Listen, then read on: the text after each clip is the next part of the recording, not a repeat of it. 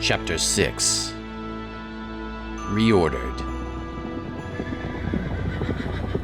By the time Lumina had pushed the sun down beyond midday, Turim, Grandmaster Strongthorn, Percin, and Dustorn had ridden hard for nearly an hour, 2 in the front, 2 in the back. Daltaria, once a mere speck in the distance, had vanished from Turim's view amidst the blanket of lightly falling snow. He briefly met eyes with Dustorn and Percin before gazing forward once more. With all the secrets and revelations that had occurred inside Garant Hall, he found himself feeling conspirative. What all do they know themselves? They're here far more often than Grandmaster Strongthorn. After Daynard had given Dustorn and Percin pats on the back for the work they'd done in Daltaria, he'd mostly gone silent as they trotted out the city's gates.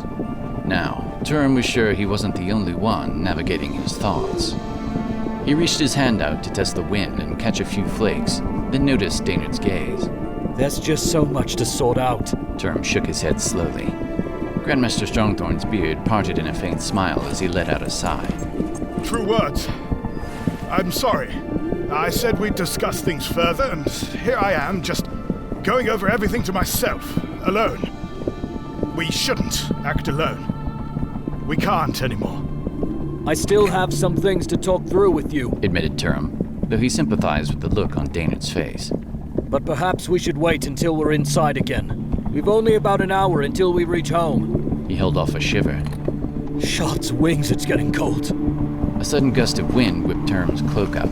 He gripped it back and pulled it around himself, and when he did, he caught Daynard's eye on the Ariat, now latched to his hip again. The strained look on the Grandmaster's face turned thoughtful a moment, before his eyes seemed suddenly aged. That weapon! Daynard pointed vaguely, but only the sound of hooves crunching through the snow went on. Turim swallowed, almost ready to go silent, but he owed the Grandmaster at least a few answers. Whatever rumors you might have heard, they're probably true. My armor's been reforged. My blade's gone, and now I have this. The Aureate. He pushed it back against his hip with a gloved hand. Daynard turned his eyes forward, adjusting the reins. I've not seen it since that night. We've not spoken. I just haven't been sure what to say. Turim could tell there was pain there, but the two of them remained silent. The flurry picked up again, tossing the horse's manes, a cold bite that made Turim's mustache feel stiff. He kept trying to think of the right words, but it was easier to keep riding. Eventually, Daynard spoke, as awkward as Turim had ever heard him. That's the reason for the visit to the Paladins of Lumina. After your death, you wish to learn more about their ways. Sir! Percin's shout interrupted from behind. Up ahead!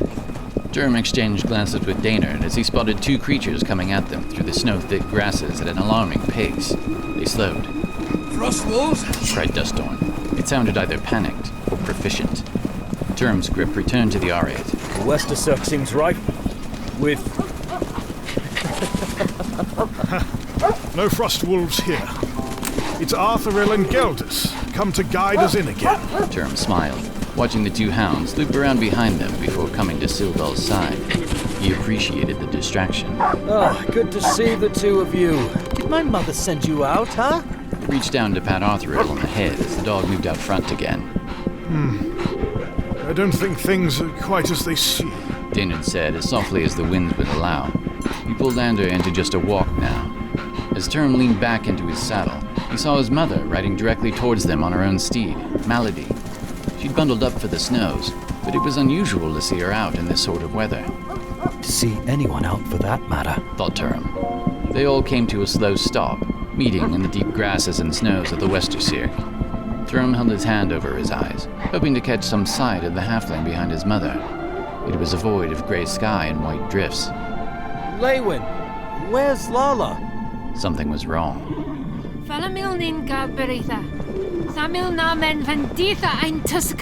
Thalissa rushed through her elvish words. Daynard shook his head, frowning. I said no such thing. That was a suggestion for your son, lady. Why would she ride off to Tuscon all on her own? Turim groaned. Dustorn and Percin came up beside them now, all standing in a cluster facing Thalissa. Turim's mother let out a long sigh as if to regain her strength.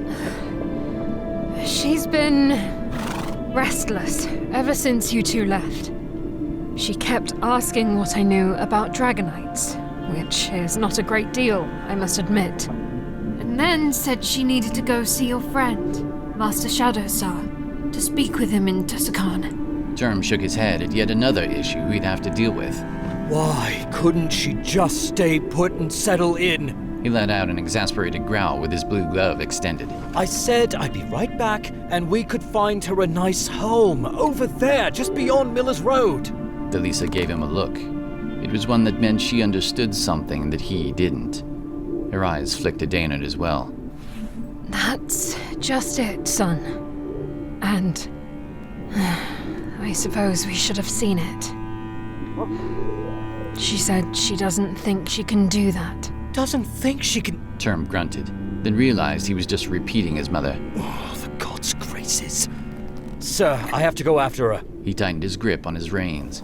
But before he could nudge Sildal's sides to go, Daynard sidestepped Ander and gently put his firm hand on Turim's shoulder. His voice, however, was kind but not gentle. Oh, no, you don't. Need I remind you, Commander, that you've now 2 things already on your plate, one of which I spent a good deal of time arranging. There's no way I'm letting you ride off on some unnecessary, self-appointed task to retrieve or protect someone who's more than capable of protecting herself. But, sir... Wing Commander Gliderlance, I've been patient with you, but to be honest, I'm tired. And I'm tired of you thinking that you can keep all of these people that you know out of the world's struggles. The kindness was gone now. Turim looked to his mother, who had a similar expression on her face. I've lost enough knights around me to know I don't want to lose any more people I care about, he said, then readied himself to defend his position. Yes, everyone who knows you has heard you.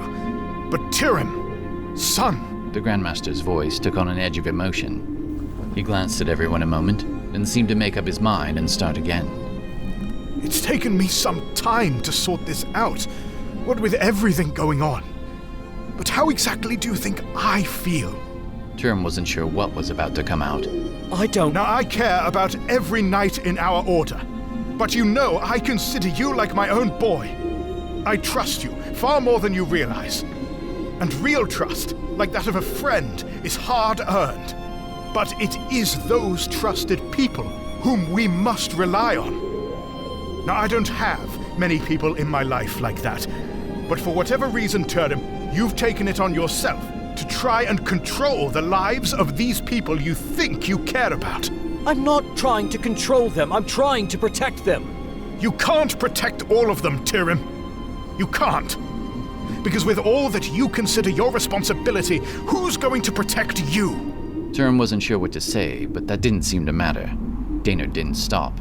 You died! And if it wasn't difficult enough before, how do you think I feel now, every time you leave the keep?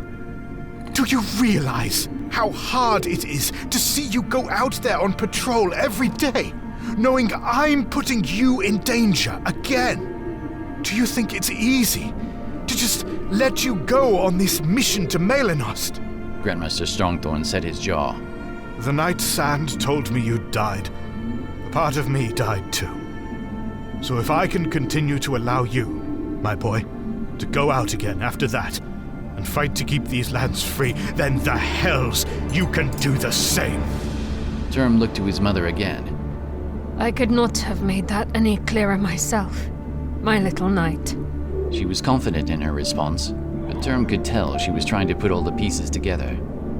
Now, you need to give heed to your plans for Essakon, and to the Dragonites who are taking prisoners there. That's what I'd held back in your kitchen. The time wasn't right then, but it's right now. Wait, are you suggesting... No.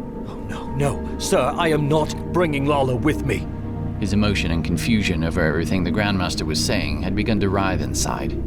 Daynard kept on. Why not? Because she's defenseless? Because she's incapable?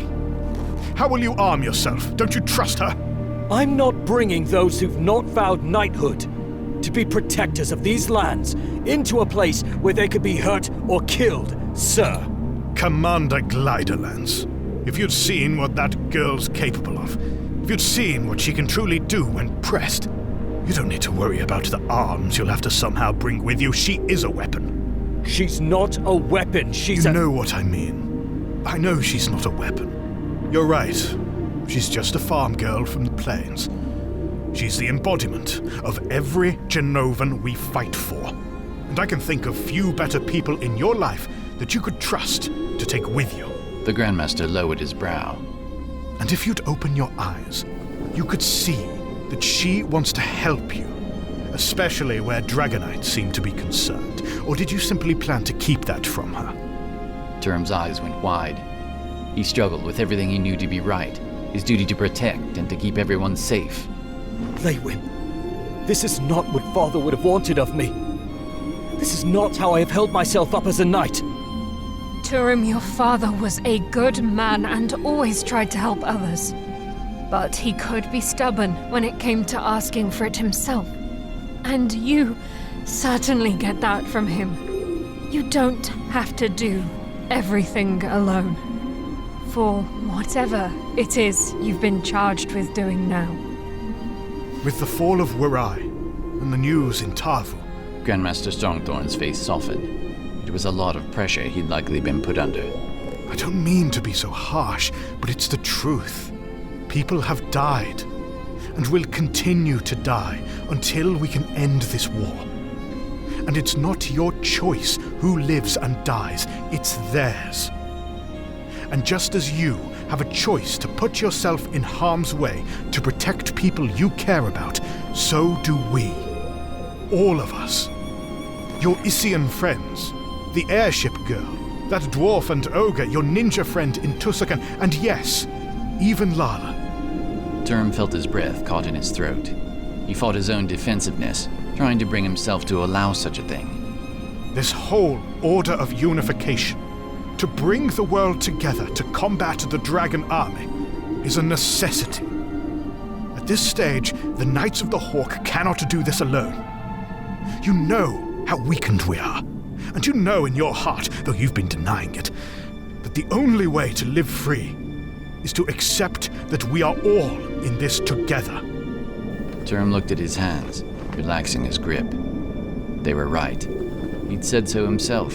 Lala was always armed. And she wasn't the only one he should be considering. What experience did he truly have with sneaking and stealth? It will probably have to be an infiltration, he said quietly. Grandmaster Strongthorn leaned back in his saddle, blinking amidst the falling snow. Thalissa pulled a small sack from the saddlebags at Maladin's side. Wirai has fallen. The god help them. She muttered, mostly to herself. And I'm sorry. You're being sent to Melanost. Lady, we truly should not say, for your own good. But do not blame me. Your son was specifically requested. Turim glanced between the two of them, still lost in his new direction. His thoughts flashed back to the questions he'd derived from the council again. Master Shadowstar, He said abruptly. There is no one else I know to help me as he can. I don't even know if I can accomplish this without him. The Black Talon clan is far better suited for such a job, to be honest. They infiltrated the lands in Arduin for the scrolls. How different is this? Said Turim, well aware there was probably a great deal of difference. Well, if that's how you plan on achieving the goal, and if you had not been specifically requested, I would tend to agree. But there are other aspects to this as well, not the least of which is some measure of diplomacy. I don't know how to achieve anything just yet. Turim felt raw. He looked over his shoulder at Dustorn and Percin, who slowly pulled back their steeds during the whole ordeal. The two sat with expectant faces, a little awkward. He turned back to Grandmaster Strongthorn, his thoughts tangled like cat string. Sir, who sent me? His question came out unexpectedly. Who sent Meineken to obtain the scrolls? And who sent me to Ease? You said it was at the council's request, but... He looked around as if to check for spies. Grandmaster Strongthorn was silent for another brief moment, then his eyes averted to the advisors. Well, I had my suspicions, but will you two now come out with it? Percin exchanged a silent agreement with Dustorn, it seemed. It should not be said. The knowledge of that is dangerous. Dustorn nodded, his brows arched down, his head tilted. That's right. And not just dangerous to you, but to all of us. Especially him. Percin shook his head and sighed. He did approach him. Clearly, he trusts him. There was a longer than expected pause. Then Dustorn spoke solemnly. Both were at the request of Ambassador Flashcut. Turim sat silently in the wind as the snow continued to pelt his cheek and brow. For far longer than he'd had any idea, Brill had been either manipulating him or working with him. He wasn't sure which to call it just yet. I want to ask more, but there's no time now. And I'm sure you'll be as secretive as the ambassador was anyway. All right, too. Grunted Grandmaster Strongthorn. You know you can't know everything all the time, I know. Turim huffed. Thalissa rubbed her hands together and blew warm air into her gloves. Much as I'd love to hear more about all of this, we'd best not stand here in the snow for too long, lest we find ourselves buried beneath it. Turim gave a sharp nod. Sir, as I'm already short on time, might I ask your advisor's ride for Tussokan and request? He glanced around to ensure everyone had heard the word, and settled his gaze on Dustorn in person again. Request that Lala Truffle Root and Meineken Shadowstar allow you to escort them to Grendellock Keep. Grandmaster, is that your wish? Asked Dustorn with the crack of a smile.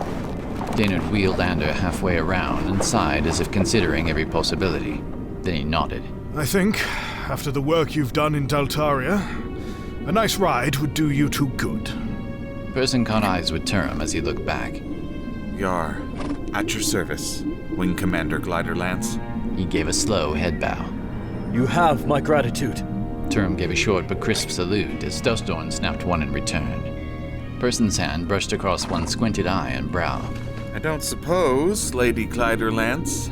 Everyone looked back toward Thalissa, who'd begun to open the sack she'd brought out. I knew you'd be coming back to the house to see Lala, son. But since she's no longer there... Now that it was out, the brief scent of bread carried even through the cold winds. Thalissa had prepared food. It was clearly a meal meant for travel, consisting of 2 apazas each, a chunk of cheese, a small bag of sweet nuts, and an apricot muffin. Turim allowed a smile at the corner of his mouth. Percin? You've a sensitive nose if you caught that before it came out. Percin already rode forward through the snow to take up one of the packages. My father was a cheesemonger. I caught the faint Ivory Plains cheddar blend several minutes ago, and haven't stopped thinking about it since. The others laughed, chasing away the depth of the previous conversation for a brief moment. Turim looked seriously at Dustorn in person then as they gathered up food. There was a swirl of guilt for treating them as he had, an appreciation for what they'd probably gone through to help the Grandmaster achieve what he did, and whatever cooperation they'd had with Ambassador Flashcut. Do be careful of dark elves, or whatever else might be out there. The faces looked back, solemn. Dustorn patted his short sword. Well, that only makes me want to find the halfling girl sooner, for our own protection. Turim understood the sentiment, but was still confused over how he felt. It went against so much of his very being. The advisors rode away, disappearing into the haze of snow as they went south. They would cross the Whitehewn Bridge eventually, and make their way to Tussokan via that route. Turim, Daynard's voice broke in. say goodbye to your mother. She looks positively frigid. Leywin, I'm sorry. Turim looked back to see she'd mounted again, wrapping herself tightly. Yes, we should be off. We've a few days' ride to Grendellock Keep ahead. Will you be all right, Mother? He whistled out to the hounds, who were off leaping and playing in the snowy fields. I'm sure they'll keep an eye on you. I have made far greater journeys than this. She smiled beneath her hood. I can make an hour's ride home. Worry not. She nudged Maladine a bit closer. It's you I'm more concerned for. Turim saw the look on her face. This was goodbye. The long one. He likely wouldn't be back to the farm until his mandatory leave next season. If ever. He thought grimly. Do we yet know how long it might take? She asked, as though the danger he faced couldn't possibly prevent his return. Daynard pulled Ander up beside them as well. The Knights of the Griffin will treat him with whatever hospitality the elves there can afford, lady. They will send your son home. But Turim knew no one could promise such a thing. Not for him, not for anyone who journeyed north with him. Im I'll Valain, Leywin. Be at ease. It seems I've been convinced to take friends with me when I go. And of course, Sand and the Wing will be there too. She shook her head with a faint smile. Don't you and Sand go getting into trouble then. Again. Then she leaned forward and kissed him on the forehead, just beneath his furred hood. Do be careful. And come home. I will. And that was their last goodbye. Turim watched his mother ride off towards home with Arthuriel and Gildus on either side. They were soon lost in the snows. Time wanes, son. Grandmaster Strongthorn's voice had compassion. With that, they stirred their horses and wheeled back to the northeast, making for Solanol to pass through and on to Grendelog Keep. The night was cold, camped in a tent beneath the boughs of the Lockwood Forest. They set a watch and took 4 hours each.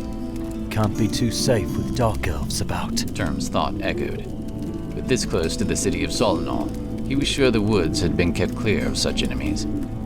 At last, on the third day, even before Turim's eyes could pierce the afternoon's growing cold mist, they saw the walls of Grendelog Keep loom before them. As they rode up the rocky path that approached the gate, it was different than Turim had remembered it. Its mighty doors had been repaired, though dents and cracks had been left in them by the tunnel raptors and dragonites when they'd attacked. Debris and rubble were around the outer wall, and small scars of battle still showed themselves. Looking to the guard towers on either side of the gates, which had also sustained a good measure of injury themselves, he saw several knights. At once, he noted how young the sentries looked. It seemed like they were freshly recruited for the task of manning the gates. Grandmaster Daynard Strongthorn and Wing Commander Turim Gliderlance, called the Grandmaster to one of the guards, holding aloft the appropriate entry signal. The 2 young squires on duty atop the wall looked at each other for a moment before one called down in greeting. Welcome back, Grandmaster! Commander Gliderlance! Turim was fairly certain these two had never met either of them, but had probably been given a list of names to listen for. Inside, the keep was full of life, despite the cold. As they rode in, they were passed several times by carts bearing lumber and other building supplies. Many farmers were at work outside their homes, making repairs to shutters, doors, or anything they hadn't looked after during the months that had passed since the Battle of Black Dawn. Many of the makeshift repairs made just after the battle were being made permanent. When they came to where Turim would turn off from the path towards the officers' quarters, where Grandmaster Strongthorn resided, the 2 of them halted briefly. Grandmaster Strongthorn spoke first. Take care, and do what you must. Though I expect communication from Melanost won't be long in coming. Turim gave a slow salute. Yes, Grandmaster. And...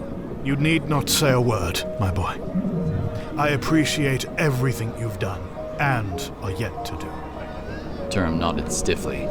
And thank you for helping me see, helping me understand, to see a different perspective. What good is age, if the wisdom gained is not forced into the minds of the young? Daynard returned a short salute. If we do not speak again before you go, do take care, son. We'll await word from you. The next morning, Turim woke acutely aware the time had come. He'd taken an afternoon to get settled in, report back to Company Commander Rengaze, and let Sand know he'd returned. His friend would continue with the patrols while Turim took care of his business with the Paladins of Lumina. Only hints that they'd be leaving soon kept Sand from utter outrage. It's time to get some answers, Turim muttered, tossing his warm quilt aside. He readied himself, putting on his winter coat and armor, then quickly eating some of his last travel rations. No time for the mess hall today. His first steps outside revealed the return of descending flakes. The ground was still covered with light snow from the previous letting on the ride back, so it had just begun again. But along all the walls and fences there were noticeable strokes of white. His boots crunched against the frozen ground as he made his way to the western wall of the keep. Along that road, Turim saw few knights about, except for those scheduled for the early morning sky watches, the ones his own wing had taken their turn at for the month preceding the Battle of Black Dawn. He passed training fields and a few of the clustered smithies before coming to the turn leading him towards the wall and south. Only one of the smithies glowed with the life of flame. That was Durok's. There was no time for a visit to the dwarf now, though. Eventually, Turim found himself standing before the chapel. It had a roof of shingles, and just beneath it, a small, round, stained glass window. It looked small against the western wall of the keep, but he'd been there before on occasion, and the priests were always kind and welcoming. Or at least, I'd always thought them welcoming, until Jaffrin was put under watch. The thought of it bothered him still, but then so did magic. Then that caused him to think about the deception Ambassador Flashcut had made about Sympha's airship being made to fly with spells, and he found he needed to immediately refocus to keep himself out of another frustrating political mental guessing game. He took a deep breath, unsure of exactly what it was he would say and what he'd do. Will they even believe me? He wondered. That was probably the least of his worries. They saw amazing and spiritual things all the time. Will they have the answers Lumina didn't give me? Now that's the question. Just before making up his mind to enter, a bald old fellow came out from a pair of doors limping onto the porch. He leaned on a staff there a moment, then gave Turim a wave, seeming to beckon him in. No need to linger out here in the cold, Came the chaplain's voice across the frozen yard. The old man was almost shivering already. He'd only been outside a moment, but his pale blue robes quivered as he stood there. Chaplain Shoalslate, Said Turim, approaching the steps to the door. it's good to see you again. How'd you know I was coming? He said, sounding as casual as he could manage. Know you were coming. Replied the chaplain, his voice quizzical. I just saw you standing out here from the window, Commander Gliderlance. I thought you'd best come in before you catch cold. Turim nearly scoffed. If I can't handle this cold. What's that? The chaplain tilted his head. Nothing. Turim stepped up to the porch, feeling a little relieved, not sure if it was more from the invitation or the fact that the chaplain hadn't expected his visit. Thank you. Turim shut the wooden doors with an effort, blocking out the breeze as they entered. He shook his cloak a bit, letting some of the snow fall, and took his hood down. It's not a great deal warmer in here, Chaplain Shoalslate stood patiently by, leaning on his walking stick. but it's enough to take the nip out of the air at any rate. Yes, that's much better. Turim approved. Thank you again. The pews were relatively empty. The heaviest worship day was Wednesday, of course. That was when most of the farming folk and the knights came for services that ran throughout the day. Turim hadn't been around for a Wednesday at the keep for months. Truthfully, he was a little surprised that Chaplain Shoalslate had remembered him by name. It's good to see you, Chaplain. The sound came out, but to Turim it felt rushed. You said that. And you as well, Commander Gliderlance. Turim rubbed the back of his neck for a moment, still wavering over the right words. On the other hand, if he couldn't get right to his questions in the chapel, where else could he? This was where he needed to be. Now, if you're showing up here on a Thursday, Continued the chaplain, turning to walk. you must have something on your mind. They began their paces down the aisle, running between the pews. Turim saw several young folk in robes like the chaplain's, but of varying hues of gold and pale blues. They were lighting candles around the pulpit at the front of the chapel. Turim raised his eyebrows, then let them fall. There's just a lot of things I need to understand. He said finally. And I was told I should come here to speak to the paladins. Ah, the paladins. Chimed the chaplain. I suppose that makes some sense. Why's that? Asked Turim, mildly stunned. Maybe the chaplain had heard something, Well, I have no idea, said the chaplain. but I have a notion of an idea. If the rumors are true, that is. I know it isn't a right good thing to listen to rumors and gossip, but if we here were to ignore all the whisperings in the world, then we couldn't accomplish the goals that the One has set for us to accomplish. To care for the hurt and sick. To educate. To advise the cathedral in Daltaria. I know that much at least. Turim looked sidelong at him as they proceeded. Chaplain Shoalslate shook his head and blew out his lower lip. Ah, you know better than that, I'm sure. Yes, those things we do here upon Cabal, of course. We help each other. That's kindness, but Watching the light and dark paths, acting as physical hands upon the world, while the god and his seraphim keep events sorted and moving forward is a much larger concern. called a blonde-haired human girl from the archway nearby. The young lady dressed in armor and wore a helm, winged on both sides. Upon her shoulders were the symbols of the winged cross and sunburst. What's this? You're hoarding Commander Gliderlance all to yourself, Chaplain. She said this in such a direct and forthcoming way that Turim wasn't sure if she was joking or serious. Only a faint turn at the corner of her mouth gave it away. The chaplain chuckled as he led Turim the last few steps in her direction. My apologies, Aarin. I saw him approach and scooped him up. He says he has all sorts of questions for the Paladins of Lumina. I was going to speak with him a bit so you all wouldn't intimidate him straight away. But I suppose, since you're here... Chaplain, he's a wing commander who rides dragons. I highly doubt he intimidates easily, said Aarin. Again, Turim wasn't sure of her tone.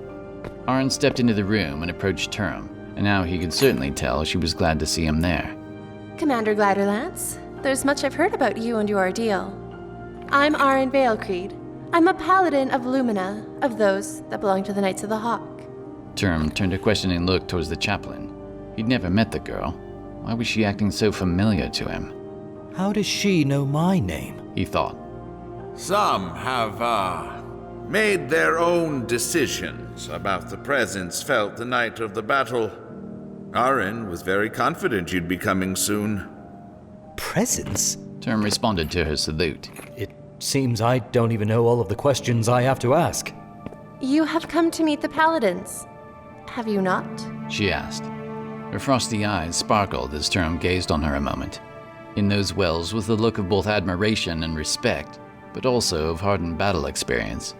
He'd never met Aarin, nor any of the other paladins at the keep, but once he'd seen a few of them in the field before, many years ago when he was still a squire. It was an awe-inspiring sight. But now this was all somewhat strange. Come, Commander Gliderlance. Walk with me, replied Aarin. Then she turned and walked off, clearly expecting him to heal. Turim gave a nod to Chaplain Shoalslate. It appears I'm following. Yes, go on. Follow your path, said the chaplain, waggling his walking staff.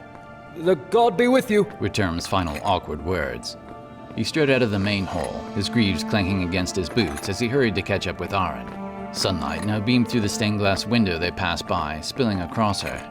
Where is it we're going? I don't have a great deal of time to spend here, said Turim, feeling like a sheepdog chasing sheep. Aarin glanced back over her shoulder. If you don't make time now... She paused as her words caught on what he'd said, but kept moving. Listen and learn as much as we can teach you as quickly as it can be taught. Lady Valecreed, called Turim, still trying to keep up. I bid you, please, what am I here for? You seem to know. What is it you're trying to teach me? He halted as she turned quickly towards him, breaking her pace. Forgive my haste, said Aarin with a compassionate sigh. I know this is a lot for you, and I hope your faith is as strong as it must be to bear what it is we do. I'm also well aware you knights don't stay put long, especially you, Commander Gliderlance. You're a busybody if I ever saw one. But like I said, you must do as the other clergy here do, or you'll never make use of the favor you found with the Bright Lady.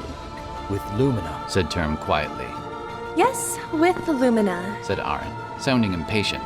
Now come. We must begin with teaching you how to put yourself in the proper state. Turim got ready to keep in step with her this time, watching her body language. Proper state of... Aarin didn't falter. Of worship, to summon miracles. Or at least we have to show you, so you can begin training yourself how.